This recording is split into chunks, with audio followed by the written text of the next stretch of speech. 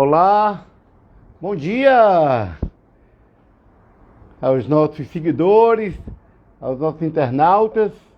Começando aqui mais um Café da Terça, esse nosso encontro semanal, matinal, sempre muito agradável. Enquanto o Giovanil entra, deixa eu mostrar aqui para vocês, ó. Resolvi me apresentar aqui da varanda, né? Algumas pessoas aqui eu já mostrei um pouco essa... É pequeno, né? Um jardim né? Que a gente cuida, é bom, né? Época de pandemia a gente vai se distraindo, né? Apresento aqui a vocês. Acho que o Giovanil... Enquanto isso, vou saudar meu colega de bancada, meu colega de programa. Deixa ele entrar aí. Bom dia. Bom dia, Giovanil. Aqui você já conhece, que eu já mostrei algumas vezes, né? Mas para você, um bom dia bem especial, com um pouco das plantas. As plantas é meio terapêutico, né? A gente acaba Com certeza. cuidando e olhando. E eu estava aqui enquanto você chegava, eu resolvi hoje apresentar aqui o Café da Terça da varanda. Porque eu fico incomodado, já lhe falei, com aquela cor da luz, não sei se a gente está escuro. E de escuridão, de obscurantismo, de negacionismo, já basta o presidente da República. Isso é verdade. Você sabe que às vezes tem essa impressão, eu, por exemplo, agora estou com a impressão de que está escuro. Mas depois que o vídeo fica pronto, aí fica claro, aquele seu vídeo... na hora que a gente estava conversando, ao vivo, estava um pouco escuro, mas quando eu fui ver depois, já não estava, estava ok. Aí engana também a gente. Pois olha, eu estava dizendo que esse nosso encontro semanal, matinal, é agradável.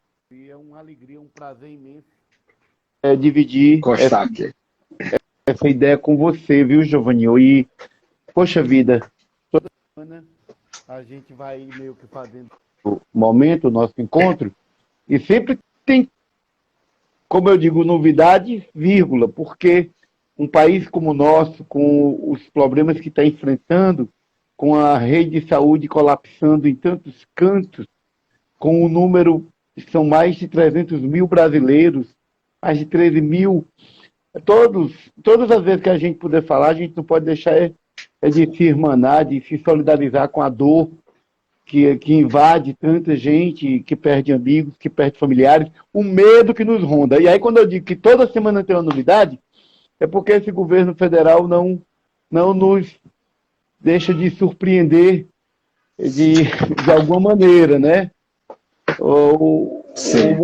Essa semana começa bastante tumultuada lá em Brasília, né? Com saída de ministros, com, na verdade, um incidente lamentável ocorrido na Bahia, que vitimou um policial que, de maneira em surto, né? Psicótico, uma situação que é trágica, mas que, inclusive, politicamente, os aliados de Bolsonaro, os aliados, não estou falando de apoiador comum, não. A presidente da Comissão de Constituição e Justiça, Bia Kicis, eu vi muitos bolsonaristas se colocando. Zambelli, Eduardo. Exatamente. Filho dele. Vamos começar então esse nosso Café da Terça falando um pouco desse cenário nacional, no mínimo tumultuado, para ser generoso. O que é que você fala disso? Como é que você analisa?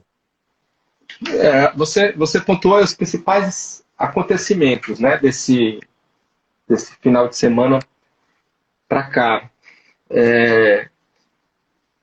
Eu queria primeiro falar dessa questão dos ministérios, na ordem como você apresentou, porque eu acho que isso aí é uma coisa muito importante.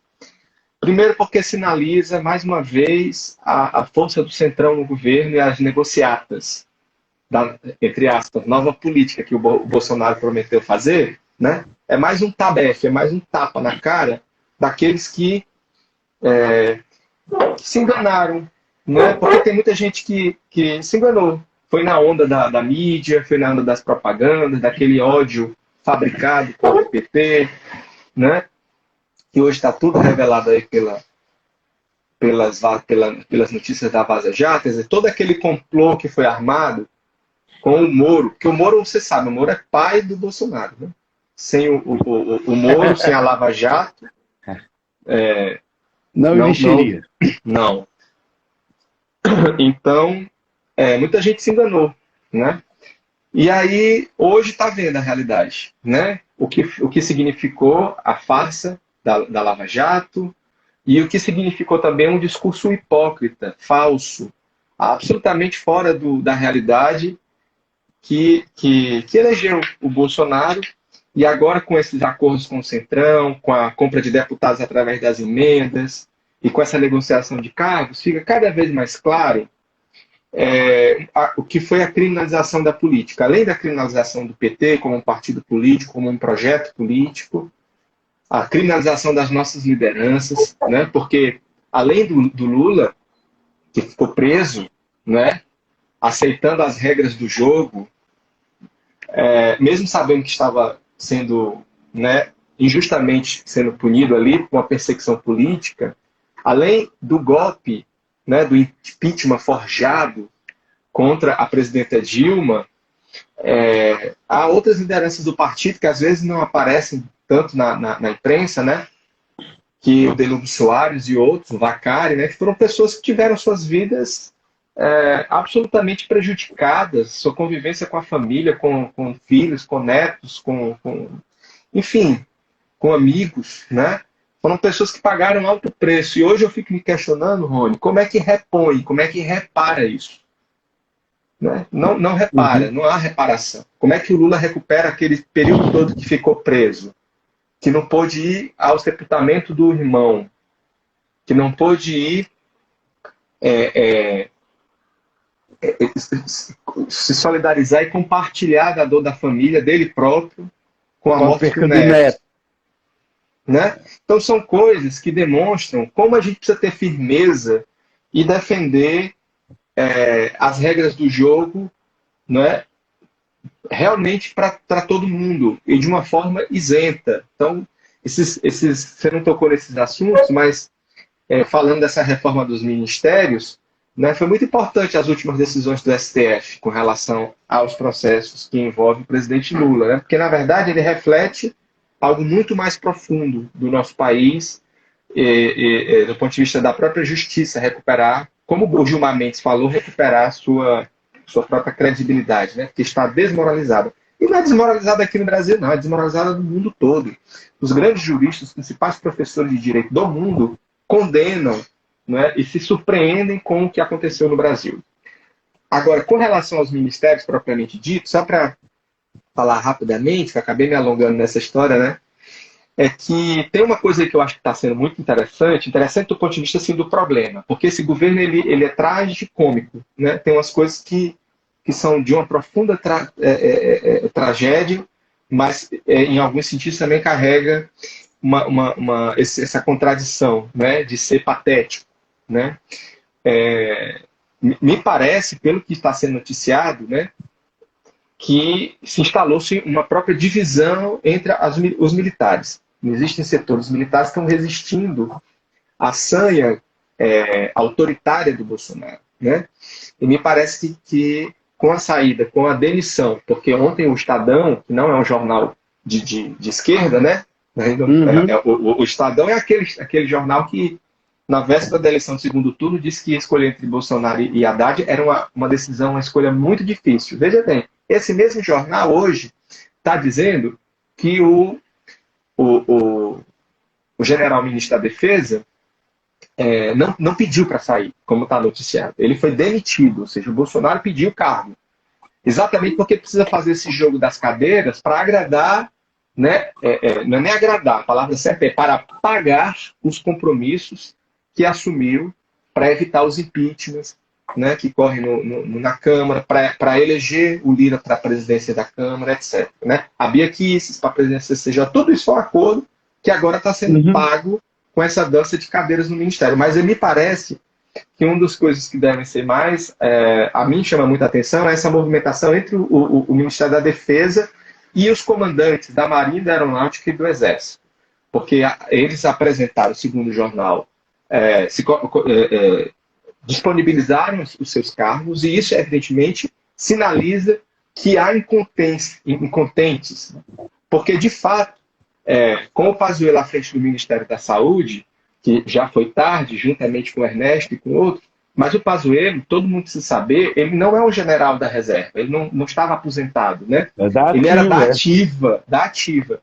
E, portanto, ele representa e é subordinado ao presidente da República como comandante-chefe, o comandante-maior das Forças Armadas do país, mas evidentemente que isso cria um grande mal-estar, porque como é uma força de Estado, não é uma força de governo, a atuação do Pazuello prejudicou muito a imagem e a credibilidade dos brasileiros com as Forças Armadas.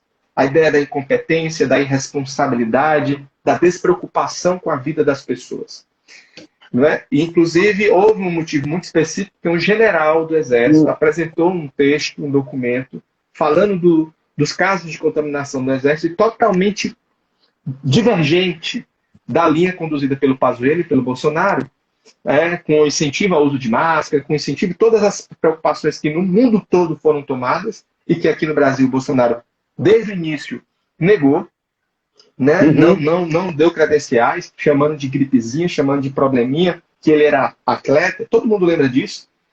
Então, realmente, essa questão dos militares, eu espero que seja uma oportunidade para que os militares saiam desse barco, tá certo? Que, inclusive, os militares estaduais, das polícias militares, percebam como estão sendo manipulados e utilizados para atender às demandas específicas do presidente e da família, da sua família não, dos filhos, do Bolsonaro e dos filhos. Me permita complementar seu comentário. Primeiro que, de fato, e olhe que o ministro-chefe do Estado-Maior, ele, e que bom, a bem da República, do desenho que a gente precisa, o Exército, não é do governo, o Exército é do Estado brasileiro. E ele é um legalista, né? Me parece realmente que já há algum tempo isso pode ser um desdobramento. Óbvio que o presidente da República, e é constitucional isso, ele que indica o chefe do Estado-Maior, mas ele não serve ao governo. Outra coisa, na AGU foi algo parecido. O presidente, pasme, eu quero aproveitar para, nesse raciocínio que você está colocando, de que realmente essa semana aponta aí que um ajuste que vai desde pagar a conta para o Centrão, que ele sempre negou, né? Que ele sempre disse que era velha política, mas está aí ele, a bem do que ele precisa, e no caso dos interesses que a gente vai pautar da partir do Bolsonaro, lamentavelmente, a que ponto chegamos?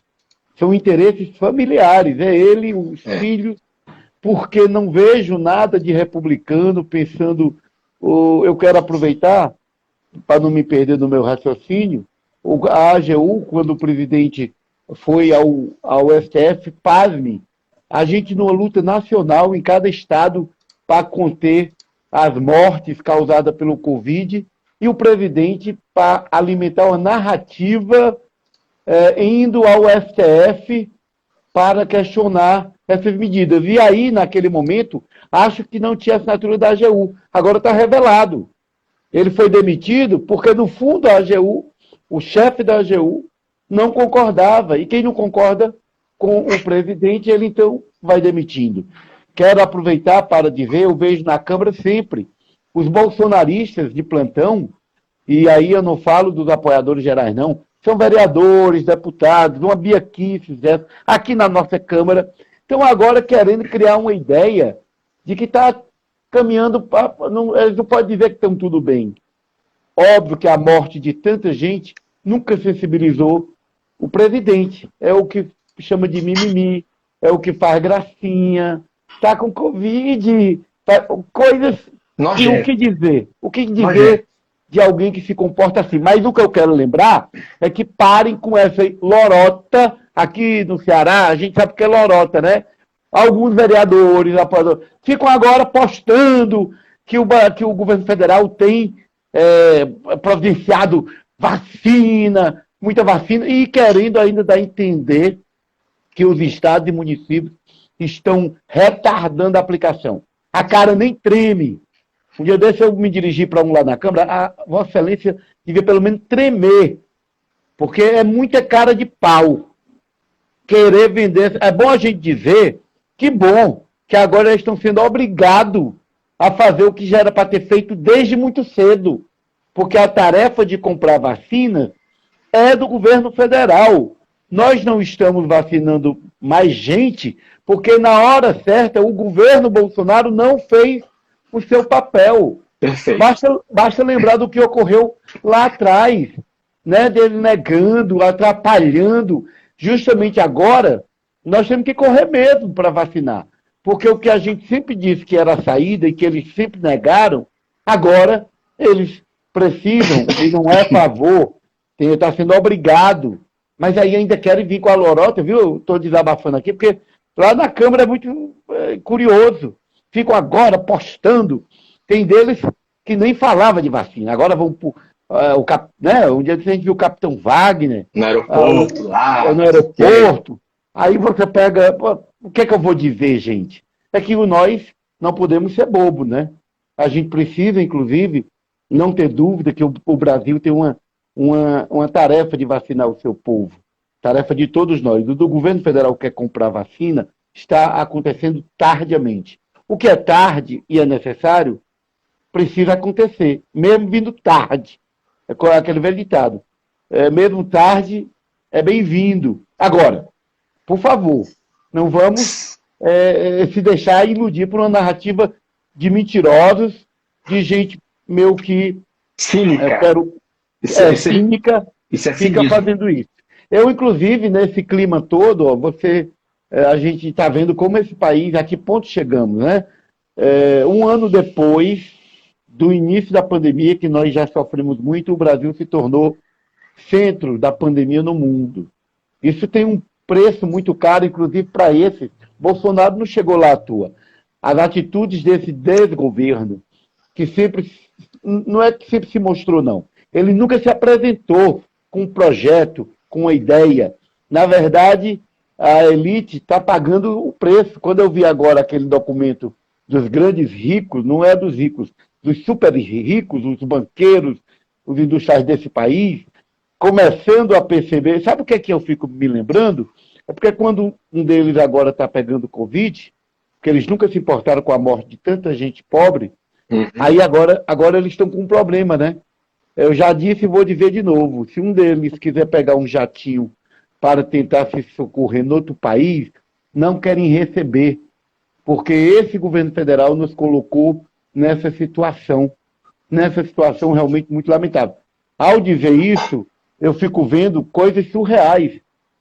Eu vi a Araraquara, né, que foi quem primeiro experimentou essa nova cepa muito agressiva. E o prefeito, que, diga-se de passagem, me orgulho muito, é do PT, o Edinho teve coragem e aplicou na ausência da medida farmacológica, na falta da vacina que o governo federal retardou, ele só teve uma saída, fechou. Deu certo. Foi assim que a Araraquara, que poderia... Você baixa e ir lá ver como é que ficou. Pois o que ocorreu com ele? Está sendo ameaçado de morte, porque inclusive adotou uma medida que era de lockdown e que se mostrou eficiente, né? Porque, aliás, eu quero dizer também ontem nossa solidariedade a todos que no cumprimento das suas tarefas, não é favor, é tarefa de quem é gestor, do prefeito de Araraquara, do governador Camilo, que estão também ameaçados. Pois é, ontem eu passei o dia de muita atividade, desde cedo, dando minhas aulas, depois reuniões da Câmara, depois eu participei de eventos debatendo com os sindicalistas de Fortaleza a questão da reforma previdenciária de Fortaleza, e aí no meio no meio da tarde eu vi um comentário de ameaças de morte ao governador Camilo. E eu não entendi, viu, Giovanninho? Mas à noite lendo, e aqui aproveito para lhe perguntar sobre isso, você talvez tenha analisado melhor, tenha visto mais comentários. Da minha parte aqui, minha solidariedade ao governador Camilo, que tem tido coragem, como gestor, de tomar as atitudes duras, desconfortáveis, que para ele, inclusive, abre o franco para levar muita pancada, mas me parece que tem se revelado corretas, porque imagine se não fosse adotada, onde é que estaríamos, né? Mas queria lhe ouvir um pouco sobre essas situações aí que envolveu a ameaça. Essa questão da ameaça aí, é esse climão, né? Esse ódio bolsonarista que fermenta, né? As sombras da sociedade, em grupos de WhatsApp e outros aplicativos, né, de mensagem, de grupos. É isso que fica fermentando lá, esse ódio, né? Então tem algumas pessoas que realmente se encorajam, né? E é uma mistura muito perigosa, porque em alguns casos envolve até discursos religiosos, né? A verdade precisa ser dita, Ronivaldo, a verdade precisa ser dita. O que tem de liderança religiosa, vamos chamar assim, né? Porque eu não sei se eu deveria chamar de padre, de pastor, de pai de santo, alguém que, ocupando um papel tão importante como dessas figuras... De ser pastor de alguém, de orientar alguém espiritualmente. É alguém que estimula, que incentiva o desamor, o ódio, o desrespeito, né? Então isso tudo vai contaminando, porque chega a um ponto... Esses bolsonaristas já vivem um mundo paralelo, já vivem um mundo da terra plana, né? O mundo que não tem Covid, o mundo que... E é engraçado essa contradição, né? Porque o Edir Macedo, que estava dizendo que não se preocupasse porque Deus protegia, foi tomar a vacina em Miami, onde ele mora. Já tomou! Exato. Já tomou. Ele é mulher. Entendeu? Então esse povo todo fala uma coisa, mas faz outra. A mãe do Bolsonaro se vacinou, né? E outros tantos do governo já se vacinaram. Entendeu? Alguns talvez até tenham se vacinado de uma maneira furando a fila e que não revela para não dar o braço a torcer para poder continuar alimentando esse discurso de ódio. O fato é que teve uma pessoa no Ceará, de um desses grupos, que passou uma mensagem dizendo que, fazendo ameaças, né, de que tinha muito menino bom no Ceará, ia dar um jeito no governador, queria a cabeça dele. Oh. E que estava rolando um valor alto, grana. Nossa. Entendeu? Nossa. Então, veja, aí algumas pessoas podem dizer, não, mas a pessoa fala às vezes cabeça quente, boca para fora. Ou no caso, como aconteceu lá com o Edinho, de Araraquara, que é engraçado. Araraquara é uma referência hoje, né, porque conseguiu diminuir a infecção e zerou o número de mortes. Na hora certa aplicou o lockdown como é para ser. Aí todo mundo divulgou que a prefeitura de Araraquara, o prefeito Edinho de Araraquara, ninguém dizia o partido dele, né? Pois vamos dizer bem claramente, o Edinho é do PT. A melhor experiência, né, nesse momento mais crítico da pandemia no Brasil, Araraquara, o prefeito. Pois bem, lá o cara disse, não, eu estava de cabeça quente. Porque lá também teve essa ameaça que você já citou, né? O cara foi detido. Não, eu estava de cabeça quente, eu sou um pai de família, dono de um restaurante, uma coisa assim, e preocupado para trabalhar, como todo mundo preocupado, é verdade. Mas isso não explica, isso não justifica como uma pessoa, né, numa situação dessa, parte para fazer ameaças graves de assassinato, de morte, né? E é preciso que se diga, aliás, repita-se, porque eu já disse aqui com você mesmo, Rony, no nosso Café da Terça, várias vezes, esses empresários, pequenos empresários, que não ouviram aquele discurso do Guedes, que ia jogar uma granada na bolsa dos servidores públicos e que não valia a pena fazer investimentos em pequenos negócios, em pequenas e médias empresas, esse pessoal não ouviu esse discurso do Guedes, tá certo? Uhum. Pois bem, esses aí são os que mais fazem campanha contra o Camilo, aqui no caso do Ceará, contra o PT e a favor do Bolsonaro. São os mais prejudicados. Certamente são muitos prejudicados com o lockdown. Agora eu lhe digo, por que esse pessoal não cobrou vacina desde o ano passado? Não, por que só agora os vereadores bolsonaristas, os deputados bolsonaristas, estão dizendo agiliza a vacinação, agiliza. Parece conversa de gente sem vergonha, Ronivaldo, que não sabe mais o que fazer, viu que fez errado, tá certo? Tá vendo pessoas próximas morrerem, amigos, familiares, porque essa doença está atingindo a todo mundo tem essa história para contar de alguém muito próximo, que ou está muito mal ou já morreu, ou está na iminência de morrer, tá certo?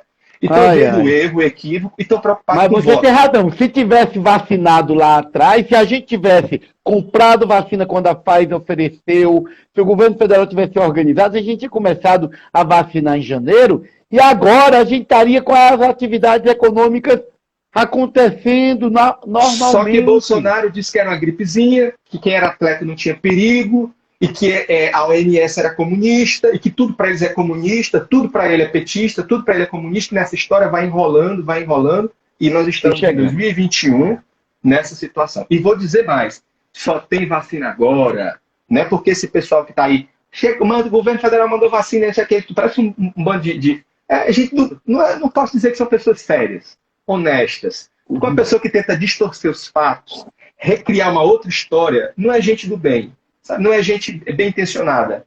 É muito cinismo, muito politicagem, preocupado com voto, querendo fazer confusãozinha para manter a turba ali animada, certo? Esse pessoal era contra a vacinação, sabe o que eles defendiam e ainda defendem muitos deles, que não tiveram coragem de largar esse osso? O tal do tratamento precoce, que nada mais é do que uma outra enganação, que é uma outra enganação muito grande. Né? Que não é só uma enganação, porque tem causado mortes, problemas seríssimos.